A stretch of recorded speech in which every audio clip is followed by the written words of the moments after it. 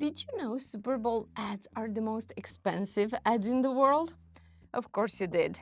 This year it's about $8 million for 30 seconds. That's over $260,000 per second. Which means by the time Bad Bunny finished his halftime set, advertisers had spent millions and nobody clicked on anything yet.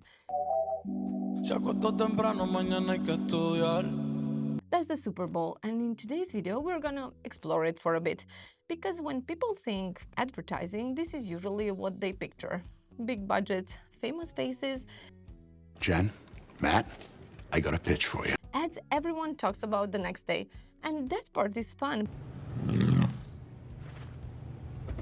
But what we're really focusing on is the unsexy reality of everyday advertising and how it actually looks like in the other 364 days of the year.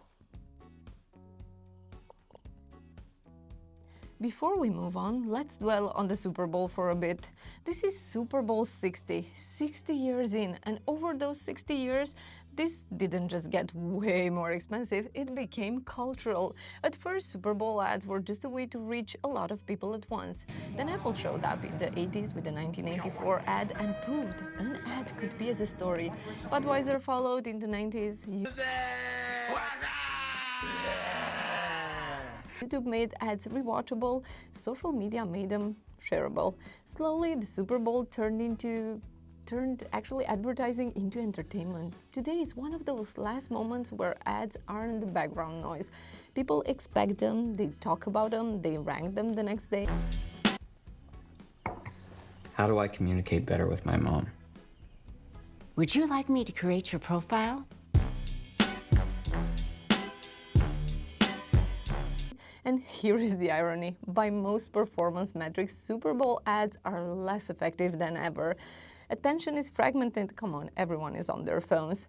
But brands keep showing up, keep paying, not because it's efficient, because efficiency isn't the point.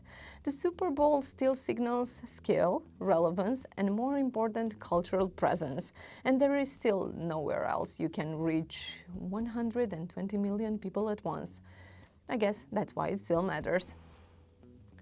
So let's zoom out for a second, because while the Super Bowl is a $680 million night, advertising itself doesn't stop when the game ends. It keeps running because most advertising today is built around volume. In 2026, performance advertising, including banners and social media ads, is a $235 billion industry globally. In US alone, it's around $98 billion per year. That money isn't going into one big idea, it's spread across thousands of campaigns that launch, pause, change, and relaunch constantly. New products going live, retargeting people who didn't buy in the first time, seasonal promotions that run for days or weeks, not months, prices that are changing, offers that are changing, headlines getting tweaked because something didn't convert, and almost all of it is measurable. About 92% of these ads are bought programmatically. That means they're tested in real time. What works gets more budget, what doesn't gets turned off. This is the part of advertising most people never picture, but is the part most people actually work in. Roughly 900,000 people work in digital advertising today: designers, marketers, performance teams, ad ops. Compare that to maybe 10,000 people working on big broadcast commercials. So statistically, you're about 87 times more likely to be making banners or social media ads than working on a Super Bowl spot. That's it, I said it. And during Super Bowl week, the contrast becomes impossible to ignore. While about 55 brands spend $680 million on one night of TV ads, performance advertising in the US alone spends close to $1.9 billion that same week, spread across hundreds of thousands of campaigns. These are the ads doing the follow-up work, the ads that show up after someone searches for a product they saw during the game. Sports a diner menu. I know, Double P. The ads pushing discounts, sign-ups, install, and local offers. The ads judged not by applause, but by clicks, conversions, and revenue. That's what advertising actually looks like in 2026. And this is where things get very practical, because those hundreds of thousands of campaigns don't come up as one perfect ad. They come in multiple sizes, tight specs, and constant changes.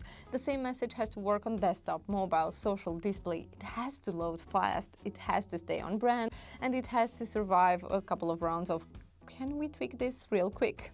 That's the production reality behind performance advertising. Let me show you a simple way to make banners in Bannersnack. I can handle that for you. I can handle that. I can handle that for you. So I'll go for a single design, then opt for large rectangle, go for templates because I don't want to start from scratch, look for a breakfast template. I'm under the spell of Uber Eats ads. Anyway, I will replace the background with black. I will also add my own logo to it. I will simply drag and drop my picture, double click it and reposition the way I like it, centered pancakes. I will change the color of this shape in, let's say, red to make it scream promotions. Of course, you can twitch and trim the text. I will come up with another message. And I think I like a different font.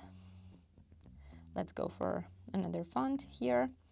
And I think I want my ad animated, so what I'm gonna do is head over to the Magic Animator, where I have a bunch of presets. I'll go for the cross, check the preview, and then hit apply and use. Go to the download section, when again I have more options. Go for MP4 and then just opt 30 frames per second. That should do download, and that's it. Ooh, that's juicy. So while the Super Bowl gets the applause, banners do the heavy lifting. They don't win awards, they just quietly make money. If that's your world, you're in the right place. Subscribe for more. We'll keep it real. Bye. 6, 7. People are saying that too.